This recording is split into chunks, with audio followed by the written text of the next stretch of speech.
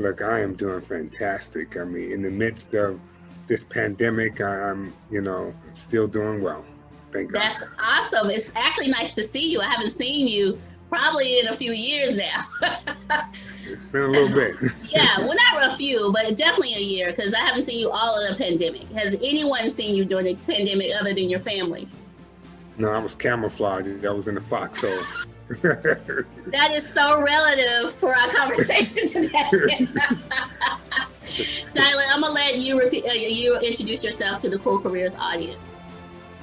Okay, hey, first of all, Shay, I want to thank you for the opportunity. My name is Raymond. I am an author. I'm a veteran, 25-year, two-time combat tour veteran, served in the United States Army, both on the enlisted and officer side, and just had the pleasure of being able to give back to the military community based on the struggles that I had, trying to transition from military into civilian. So really have an opportunity, HR professional, coach. So I utilize the skills and the pain that I went through to be able to give back and coach others. That's wonderful. I'm so happy that you could be here. First of all, thank you for your service. All right. And we appreciate that. I typically like to start the conversation with connections. So you and I used to be working colleagues together for a bit. And so that's how we first met. And so I kind of want to talk to you or ask you how connections and industry networks have been very impactful for you in your career. Let me tell you, networking is incredibly important. And especially when we're talking about veterans, we're not used to reaching out across the table asking for assistance or networking with individuals that we've served with. But I can say by far, when I first got into, when I transitioned and I was like, what is networking? And I initially started on LinkedIn. I had 127 contacts, and I told a buddy of mine, and he laughed at me so hard, the tears came out of his eyes. He said, look, dude, get 500, then I know you're serious, and then we'll take it from there.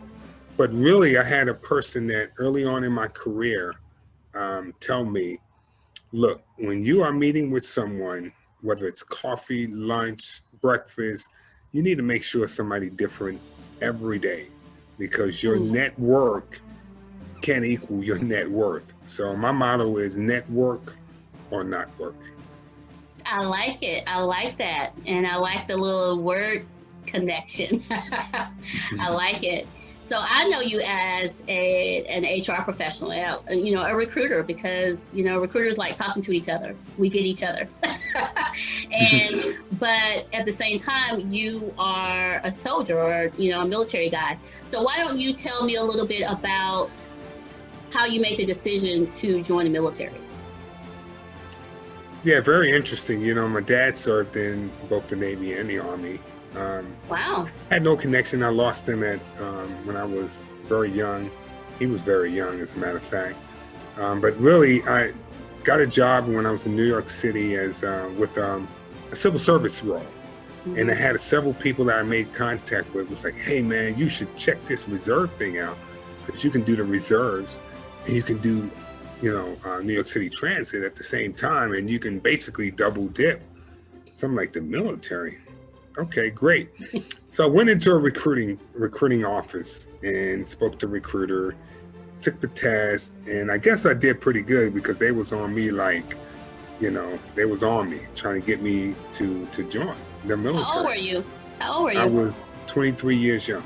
So I was a little bit older, but I actually joined the military as an optician. And when they told me a couple things that got my attention, they said, hey, we'll pay back your student loans. I said, student loans? Okay, I got it, I'm in. Then I could pick up additional skill, which I joined as an optician, being able to make eyeglasses for the military. I said, okay, that's good. And I was like, so I was a little apprehensive because I didn't know what I didn't know that I didn't know until I went to basic training. So I was 244 pounds, overweight, borderline size 40 waist, borderline blood pressure. And quite honest, I said, well, let me just give it a try. And when I joined, I lost 35 pounds, Never had any issues with basic training. That was back in '89 to today. And then I got in, I started getting promoted and advancing, and I said, wow, this is a pretty good career. And I didn't think I would be doing 25 years, but I had a very successful 25-year tour, got 2 degrees. My kids are going to school on my service, so it's really beneficial. That's awesome. So what about, do you give advice to individuals like, young interest into the military? Like, what do you say, when people are like, should I join? What kind of questions do you typically ask? The first question I ask is, why? Why the military? Because why is going to bring the motivation out. Typically, they're trying to work, because I was also a foot recruiter 4.5 years in New York City. So I was there during 9/11. And my question was well, why do you want to join the military? And I would always ask it twice. Well, why else do you want to join the military? And that's kind of the stuff they taught us in recruiting school, to find the buying motive of the individual that's wanting to join. Because some of them already leave home, run away from problems, girlfriends, boyfriends. And I let them know up front. I said, look, make no mistake, this organization, you have taken an oath to defend the Constitution of the United States against foreign or domestic enemies, so you could find yourself in a combat zone. So lay that out up front. And that's why I did pretty well as a recruiter. It's just really asking them why and having them talk through that and being able to stem from there. Okay. And were you ever reserve, or were you straight military for 25 years? No, so I did a combination of reserve and active duty. So initially reserves, and I got deployed to Iraq, and then I served a total of about 10 years on active duty, and the rest of it was in the active reserves. Wow. So why don't you can you walk me through leaving the military and transitioning to a civilian world, because that's a big space, and I want to talk about how sometimes it's not a really easy transition to make. So let's talk about how that worked out for you. I should have told me that. I would have bought some tissue, because it was pretty painful. Really? So I had a very, very successful career. Served as a drill instructor, so I trained new recruits that came in. Served as a recruiter, so I did very well as a recruiter. But wow, when I had to leave, I just imagined and especially for those individuals that may be listening to this broadcast, I would imagine that when I was leaving out of that base with that discharge paper in my hand, it's almost like a person that has served in jail and they got their possessions and they're leaving that gate to try to reunite in society. So it was a difficult thing. So I had thought automatically, because I had the drill sergeant badge, I had the recruiting badge, that this civilian sitting across from me would understand what I went through, even my deployments. But it's like, look, we want to know, can you do the job? So I transitioned out active duty I was an E8, so I was at the top level of my career as an enlisted service member, kind of the worker bees, I would say. And 4 months I was unemployed, very painful. So my wife and I and my family, we relocated from New York City to Houston. We didn't have any jobs. 4 months without a job. It was times when my wife would be like, hey, just be patient. God will bless you. I'm like, look, the reality of it is I'm about ready to put this application in at McDonald's. Look, you better than that. Your experience is better. And I knew it was right, but it was times I put my head under the pillow because I just didn't want to deal with, again, telling this story over and over and over again of what I did, what I could do. And quite honestly, I didn't know what I could do. So fast forward 4 months, after 4 months, I finally landed a role as a recruiter with a drilling company. So they gave me an opportunity. I was looking for a person with military experience, and I happened to have that experience. I didn't know anything about offshore drilling, but I said, look, if you give me an opportunity, I'll front load that training, and then I'll couple my experience as a recruiter and put those together, and I think I'll be successful. But out of that painful experience, because every time I turn around and look at my wife and children, like, man, I know you ate last Thursday, but I need to get you some food today, you know? So out of that pain came a book that I wrote, and it's called Rucksack to Briefcase. So it's a transition guide for service members and their families. And I just recently did a second edition. So my wife put her voice in the room, you know, because it's not only important to hear from your perspective, but what was your spouse feeling? What were your children feeling in those particular situations? And I tell you, once I landed and I wrote this book and I began to coach and teach individuals on this process, I said, this will never happen to me again, because I'm gonna practice every day. I'm gonna practice my 30-second commercial, because I never know where my next opportunity would be. Wow, that is something. I like your story, and that's so smart for you to write this book to kind of explain what that transition is like. And so, since you are a recruiter, right, on the corporate sector, and you've made this transition, I want to talk about the difference between military life and civilian life, and how many of us still don't quite understand the transferable skills that may be necessary for the role in corporate, that, you know, like, we don't see military as the same, right? Which I'm sure you know all about this, because that's what you do. You specialize in military recruitment. But there's all these clearances, these things that, you know, we don't utilize in civilian world, and we might not necessarily have the appreciation for it. Tell us a little bit about why military candidates make good candidates or applicants for corporate America. That's a great question. I mean, think about, I think in corporate America, even as a new graduate coming in, no experience at all, you know, but they give them an opportunity because they have the capacity to grow, and they have the capacity to learn a particular role. Just like the military, a person joins the military, but guess what? They were civilian first. And they joined the civilian. They had to learn the basics, customs, courtesies, and leadership, and things to develop within the military. And I think a lot of it is lack of knowledge, you know, that you think, I use an infantry person, which is a person of combat service members. But, you know, when you look at infantry, don't focus on infantry, focus on what are the skills that this person has. So I'll give you an example. This infantry officer is in Iraq, has a sector 50,000 square meters, whatever it is. And the goal is to protect that section. So this person not only have to have good people skills, because he have to go in and engage with the local nationals.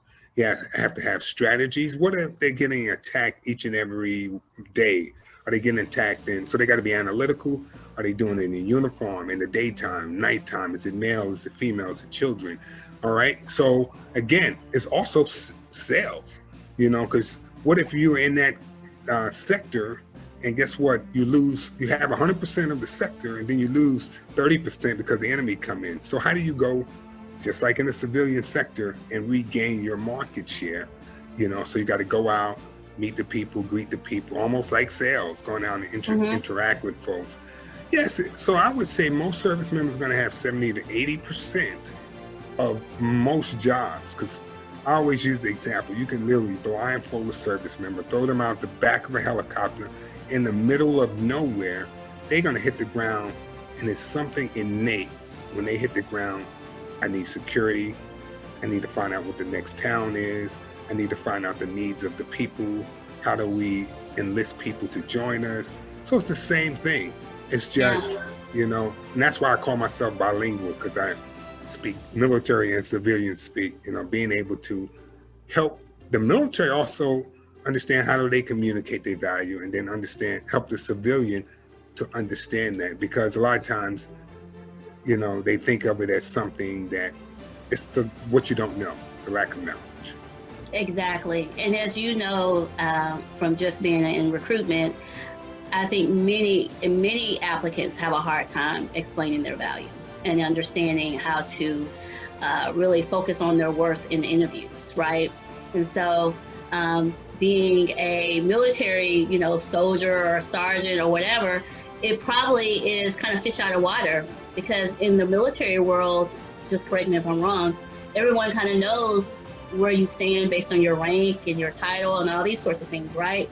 But when you go back out into the world, into the civilian world, it's not apples. It's not apples and apples. So exactly. I mean, but it's very similar, you know.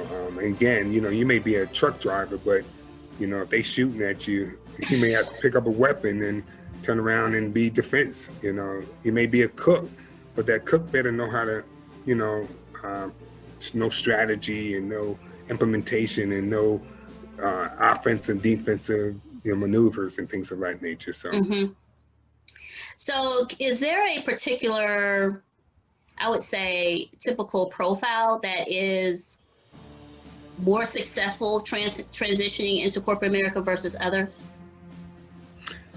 That's a great question, because most service members and even most companies, hey, what's the typical? My motto is, if I understand what you have done, what you want to do, then I can have a conversation about how do you overlay that experience into maybe a new role that you're going in, because the military actually train you, they promote you, then train you. So you may be in a position that you have no idea. So they're used to joining and growing into the capacity of that role. If not, you're going to find yourself out of that position and negative, you know, evaluations and things of that nature. So, you know, for the most part, yeah, there's some low hanging fruit, you know, logistics and project management. Everyone in the military can do project managing. They just don't call it project managing, but something simple as setting up food in the field. It's a project. You know, how many people are going to be there? What vehicles we're going to have? How long is it? You know, how are we going to cook the food? The whole thing is a project. So I tend to challenge service members based on my conversation with them. I don't care what you did in the military. Well, it's good to know a little bit. What do you want to do? And then what is the job that you want to do? And how do we connect the dots? Because I probably can connect 70% of your experience to that particular role. But it's about you being able to communicate. Yes, I only got 70-80%, but here's how I'm going to close the gap.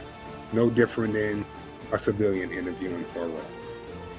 And you know, I guess the biggest thing is, I always say, it's not us against them. You know, it's almost like chess. You know, we work together. You know, it's not your move and my move and checkmate.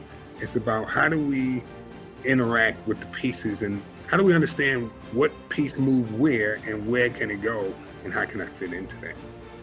Great.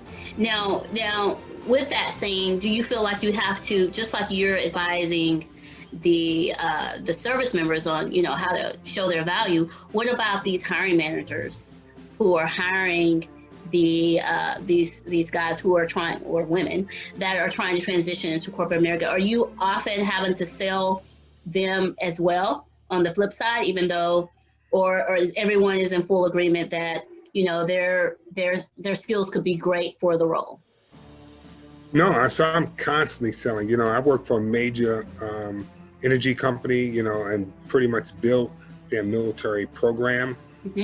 Before it was almost like snail mail, because, you know, you had to talk to people, drive out to this location, drive out to this location.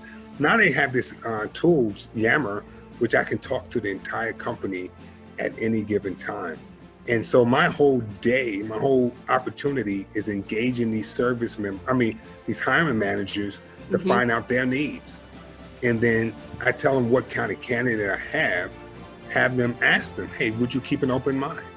Yeah. And it don't fit all the time, but guess what? I built the credibility now where individuals are open, like, wow, you know, such and such told me that this person did a bang up job. Can you get me a person like that? Absolutely. You know, but I don't, you know, it's just a matter of educating and getting them to open. So you got to find those managers that are open, and, you know, or even those that are not. You engage them, and then so I have a lot of stories of success.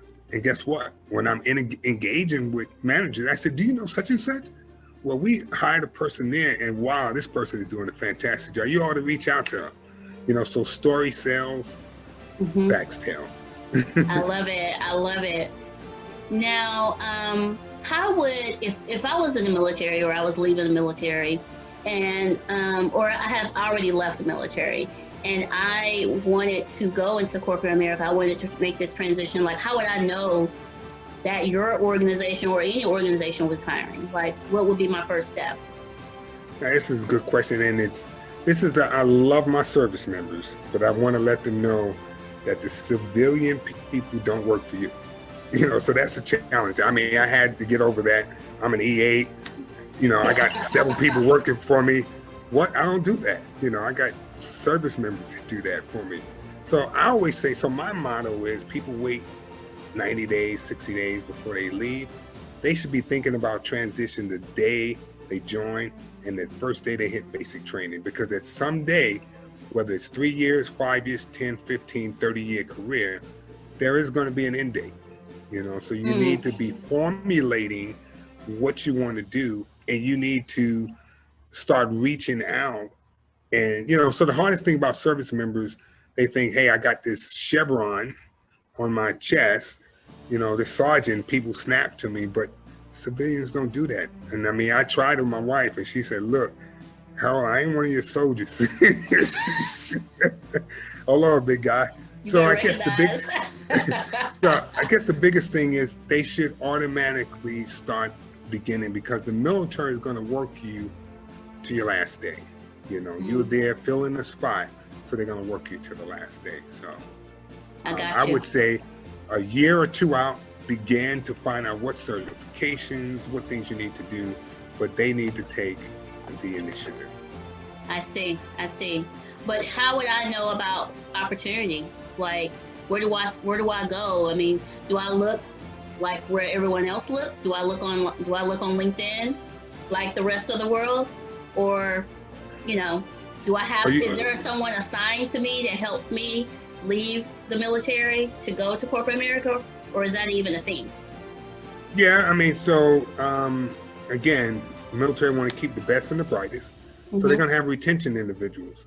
Their job is to try to keep you in. Hey, we done paid all this money. You're all trained up. Let's try to keep you in. But then again, if you've been 20 years in the military, how are you going to educate me on civilian? All you know is military. I always say, look what their Uncle Buku, start there. And some of the bases do have transitioning, and just say, hey, corporate America and military hiring, and then go from there. I see. Okay, that makes sense. That's anyone else, if they've invested so much time and energy and money in you, then yeah, absolutely. Then you'll be ready. Now, if you could think of one or two things that you learned from the military that you wouldn't that impacts you on a day-to-day basis, what trait or skill do you think you picked up that has made you successful in back, in civilian world? Number one, mission accomplishment. It is non-negotiable. I mean, you may even take the hill and realize that you're going to lose 60% of your people. I mean, but that's just like going into a new business. You open a new business, that the chance of this business surviving in 3 to 5 years may not be the case. So mission accomplishment, non-negotiable, being able to engage and achieve your objective, so that's number one. Number two is the ability to get promoted, having capacity to grow into a role. You don't have to have 100% of the information. You just need to know where to get the 100% that you need. So being resourceful, and that's one thing about our little initial soldiers coming in as an E1. They know they have access to the regulation. They just have to use it and be able to research it. I'm more enlightened now. I appreciate this. This has been great. Thank you so much for coming and talking to us on this topic. This is what you do. This is your thing. This is your space. Why don't you tell everyone where to find you? Tell us more about this book, what's coming next for you. Just let us know about Dylan. Okay, good deal. Well, again, you can find the book. It's bit.ly /rucksack update. Rucksack update. I also do one-on-one coaching and group coaching as well. You know, for individuals that's serious about getting their careers and stuff taken care of and in place. I know some people say, "Hey, why military got to pay?" I mean, you got to coach like Michael Jordan. You know, you got to. I mean, a player like Michael Jordan or LeBron James that pay millions of dollars to coaches. You know, I can coach you from the stand, or do you want a person that's right there that's coaching you on how to do a particular thing? So I do group coaching as well as one-on-one coaching, and you can find me on LinkedIn. All right, I'll make sure everyone gets it as well. I'll make sure we post it for everyone. Dylan, this has been great. I really appreciate speaking with you. And again, thank you for your service. We are free and freer every day because of you, and I'll protect it. So thank you so much. Awesome. Thank you so much. It's been a pleasure. Thank you very much, and we'll talk again soon. Okay. Take care. All right. Bye-bye.